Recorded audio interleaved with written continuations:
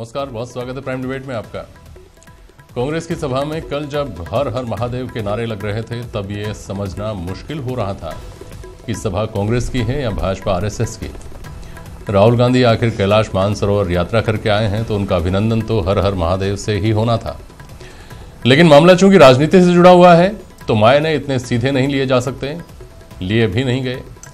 मायने ये निकाले गए कि जिस अचूक नुस्खे के दम पर 2 सांसद से आज अपने दम पर भाजपा केंद्र में सरकार बना पाई है, क्या कांग्रेस उस नुस्खे को अपनाने के मूड में आ गई है? क्या भाजपा को अपने हर हर महादेव के पेटेंट पर कोई खतरा महसूस करना चाहिए? क्या बात केवल मंदिरों में माथा टेकने तक ही सीमित रहेगी या कांग्रेस अभी हिंदुत्व के कुछ और पायदान भी चढ़ सकती है? इसके अलावा और क्या क्या मायने हो सकते हैं, इस पर प्राइम डिबेट में आज चर्चा होगी। पहले कुछ बिंदु। भाजपा को तो माना ही जाता रहा है हिंदूवादी पार्टी। भाजपा मंदिर के रास्ते ही पहुंची है सत्ता की दहलीज तक। इन चुनावों में भी भाजपा भावनात्मक मुद्दों को भुनाने की जुगत में सीएम राजे तो अक्सर करती रही हैं तीर्थों, मंदिर, देवालयों की यात्रा। अब कांग्रेस भी चल पड़ी है उसी राह। शिव भक्त राहुल गांधी की सभा में कल गूंजा हर हर महादेव। सचिन से लेकर राहुल तक सब लगाने लगे मंदिरों में धूप। दोनों प्रमुख दल बरत रहे एहतियात। बड़ी सभाएं प्रसिद्ध तीर्थों के आसपास ही की जा रही हैं आयोजित। पहले दर्शन फिर भाषण का आजमाया जा रहा है नुस्खा। क्या मंदिर होते हुए ही जाएगा इस बार सत्ता का रास्ता? प्राइम डिबेट में आज कांग्रेस की मीडिया चेयरपर्सन अर्चना शर्मा जी हमारे साथ, श्याम सुंदर शर्मा जी वरिष्ठ पत्रकार हमारे साथ हैं और पंकज जोशी जी हैं भारतीय जनता पार्टी से। बहुत स्वागत है आप सभी साहिबान का। अर्चना जी, बात हर हर महादेव तक पहुंच गई।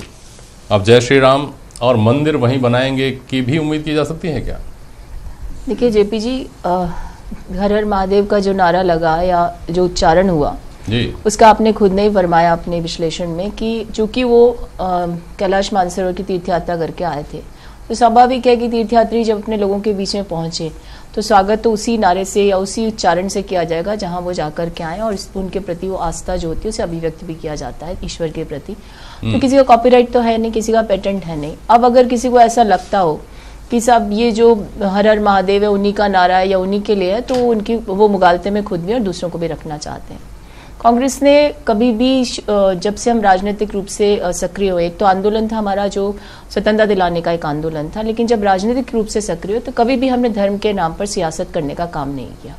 लेकिन धार्मिक रूप से अपनी भावनाओं को अभिव्यक्त करना जो हमारे कह सकते हैं संवैधानिक अधिकार है, उस पर कभी किसी ने कोई आपत्ति भी नहीं की। आपको ध्यान होगा कि स्वर्गीय श्रीमती इंदिरा गांधी जी खुद एक शिव भक्त थी और हमेशा रुद्राक्ष की माला धारण करती थी और मंदिरों में भी जाती रही हैं।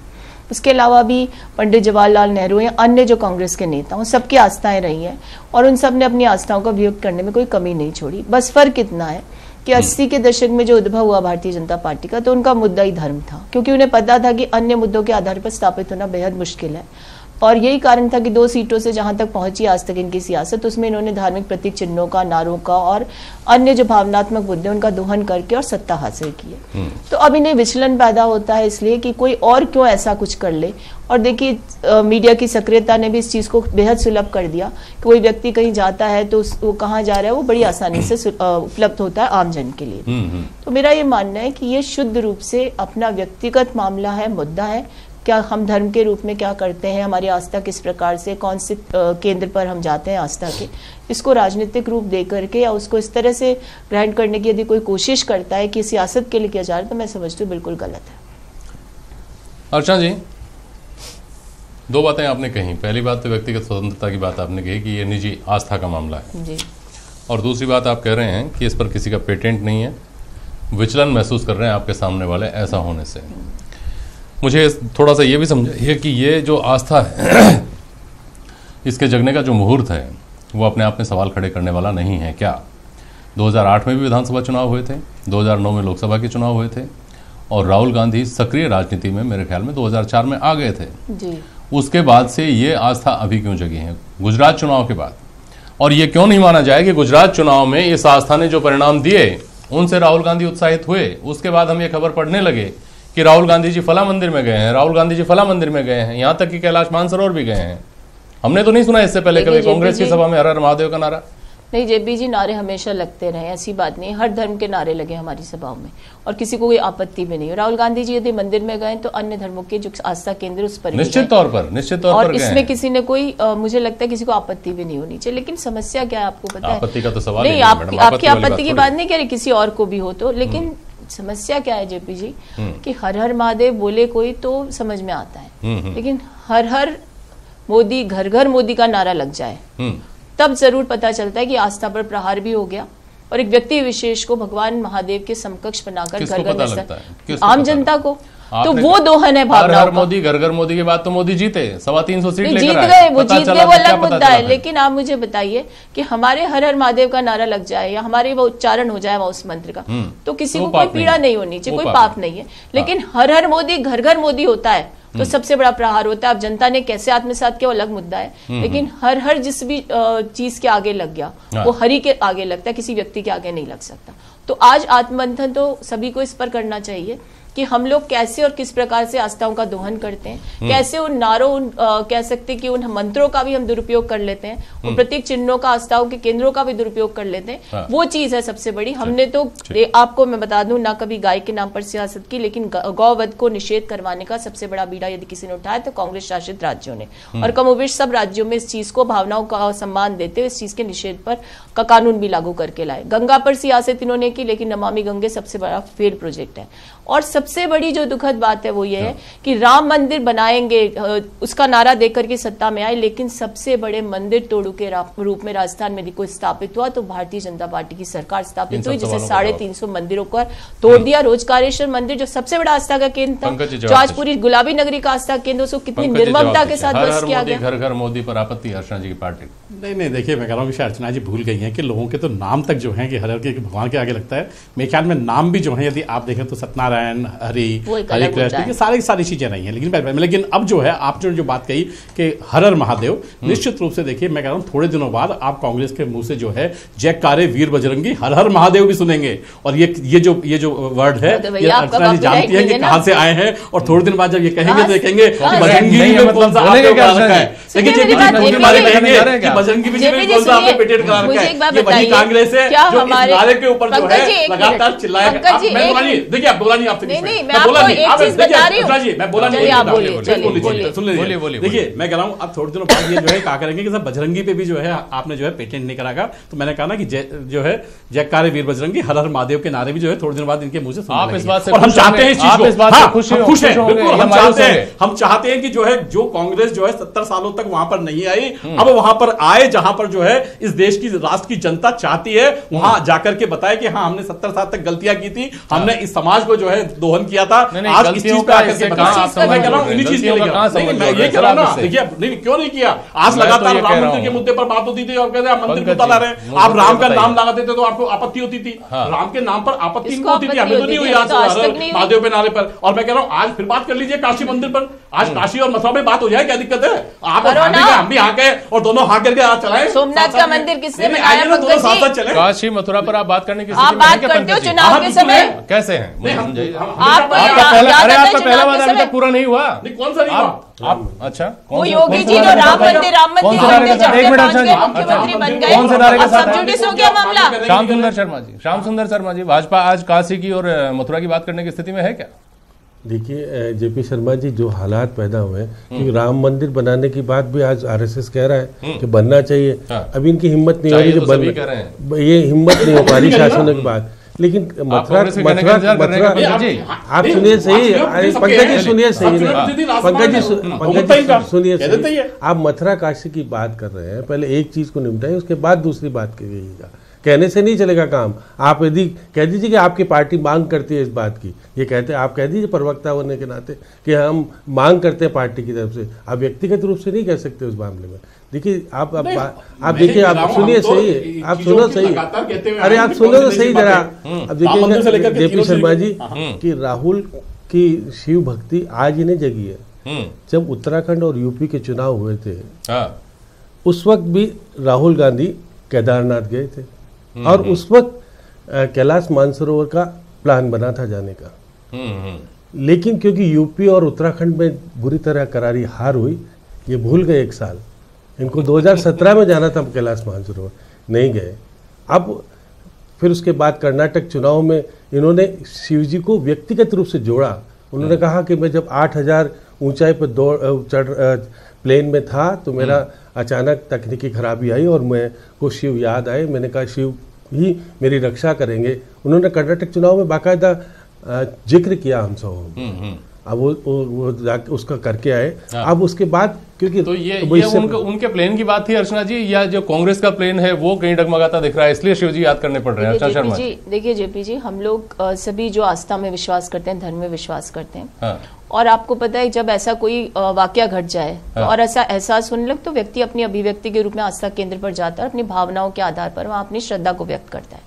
इसमें किसी को कोई आपत्ति नहीं होनी चाहिए। लेकिन जेपी जी, मैं विस्मित तो सवाल ही नहीं है। मेरा एक सीधा सवाल यहाँ ये है अर्चना जी कि ऐसा तो नहीं होगा कि राहुल गांधी अभी इन्हीं 1-2 सालों से मंदिर जाने लगे होंगे?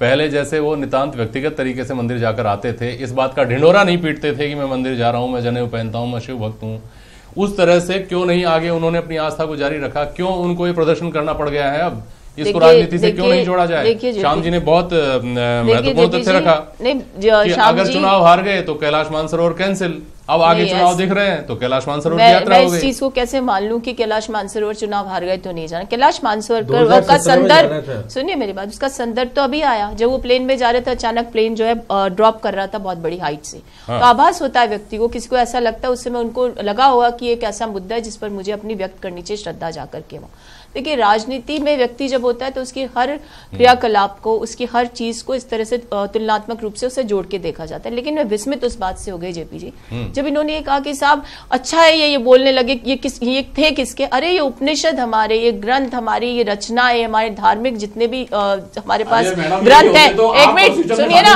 ये हमारी संस्कृति की धरोहर है, ये किसी की कॉपीराइट नहीं है। ये पाठ्यक्रम में भी नहीं है। पंकज जी, चिल्लाने से क्या हो जाएगा? आप जेपी जी बताइए, सेक्युलर देश है। आप मुझे बताइए, आज मोहन भागवत जी जो है वो कह रहे हैं कि साहब वो हिंदू नहीं हो सकता जो मुस्लिम व्यक्तिगत सम्मान ना करे। अब हम ये कहते हैं कि आपकी फेस वैल्यू पे दिया आपका जो उदाहरण है उसको हम तभी माने जब पंकज जी जैसे लोग इस चीज को मानते हो, लेकिन ये नहीं मानते। अब नहीं मानते तो भागवत साहब आज जयपुर में है, तो साहब आप उनसे बात करिएगा कि उनकी फेस वैल्यू पे दिया गया जो स्टेटमेंट है उसके प्रूफ की जरूरत है कि नहीं आज इस देश को। जब आप जैसे लोग खड़े होकर के दूसरे व्यक्ति की आस्था पर प्रहार करते हो, उसका माहौल बनाने का प्रयास करते हो।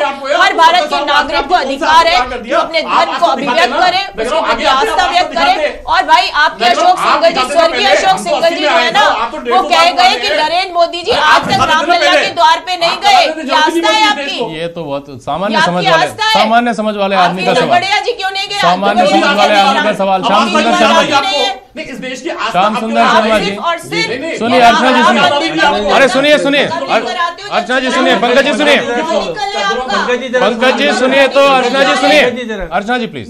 श्याम सुंदर शर्मा साहब, श्याम सुंदर शर्मा साहब, ये जो राजनीतिक तर्क हैं, ये राजनीतिक तर्क हैं बड़े बड़े, के बाद उसे भूल जाती है। कैलाश मानसरोवर की बात चल रही, कैलाश मानसरोवर तो चलिए आप कह रही हैं कि वो प्लेन में जब उनके साथ हादसा होते होते बचा तो उनको याद आया, उन्होंने बोला, वहां अभिव्यक्त किया। मैं तो ऐसी बात नहीं करता, मैं तो सामान्य समझ वाले व्यक्ति का सवाल कर रहा हूँ। श्याम सुंदर शर्मा जी, इन राजनीतिक तर्कों से क्या इस सवाल का जवाब मिलता है कि छोड़ दीजिए कैलाश मानसरोवर को, हमने राहुल गांधी को गोविंद देव जी के मंदिर में और मोती डूंगरी गणेश मंदिर में जाते हुए कब देखा इससे पहले?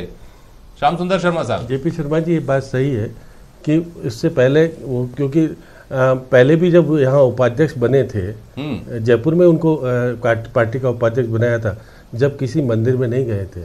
उनकी माँ ने कहा था राजनीतिक जहर है, उसको जहर को पी लिया उन्होंने, उसके बाद शिवशंकर बन गए एक तरह से। अब कहने का मतलब मेरा यह है कि 3 राज्यों के चुनाव होने, राजस्थान, मध्य प्रदेश और छत्तीसगढ़।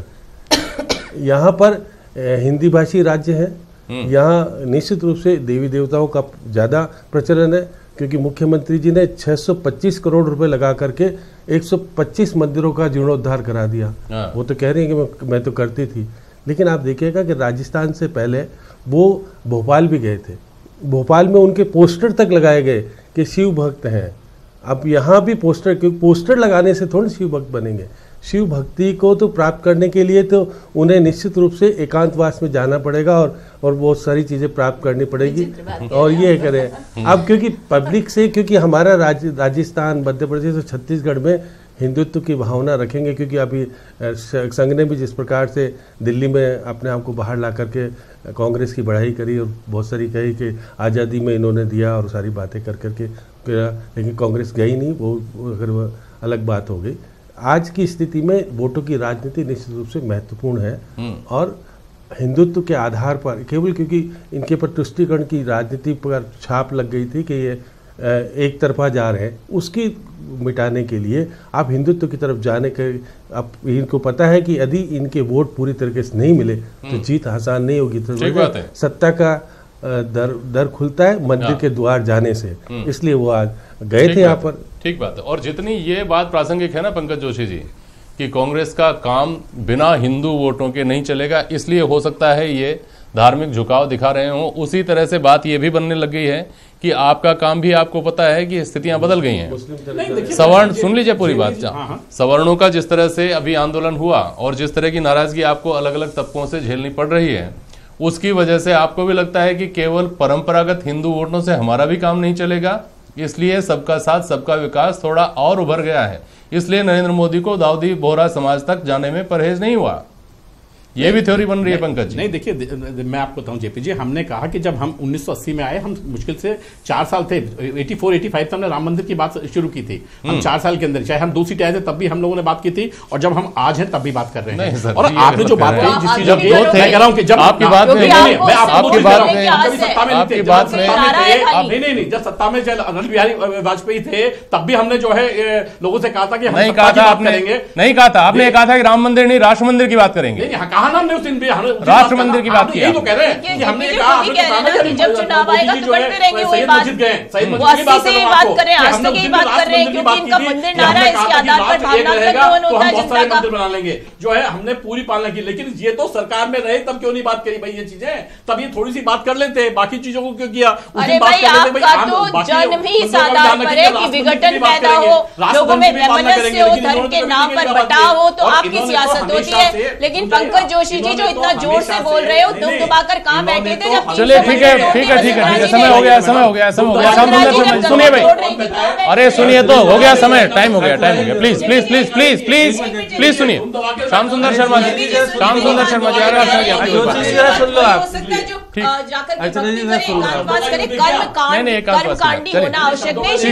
मेरा सवाल दूसरा, श्याम सुंदर शर्मा जी, कम से कम ये समझा जा सकता है श्याम सुंदर शर्मा जी, जिस तरह से जगह चिन्हित की जा रही है चुनावी सभाओं की, कम से कम जो तीर्थ स्थान है राजस्थान के, जो कुछ गिने चुने, उनके तो अच्छे दिन आने वाले हैं ही श्याम सुंदर शर्मा जी अगले कुछ दिनों में।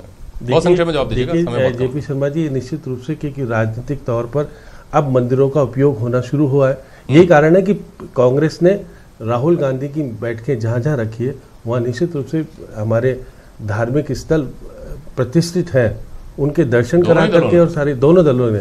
तो ऐसी स्थिति में आज भी वसुंधरा जी भी 3-4 जगह गई, हनुमान जी के मंदिर गई, और सारी जगह जाकर के सारी बातें हो रही है।